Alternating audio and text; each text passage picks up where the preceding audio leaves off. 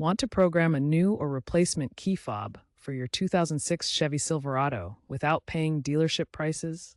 It's easy and requires no special tools. This section will cover the simple steps to pair your remote key fob RKE transmitter with your truck's receiver module. This method works because GM's RKE systems for this era, pre-2014 models, use a fixed, analog-based pairing method. Let's get started and save you some money. Step 1. Ensure all doors are closed and the vehicle is in park for automatics. Step 2. Insert the key and turn it to the on-run position without starting the engine, then back to off 3 times within 10 seconds to enter programming mode. The door locks may cycle to confirm. Step 3. Within 30 seconds, press and hold the lock and unlock buttons on the fob simultaneously until the locks cycle again, indicating successful pairing. Step 4.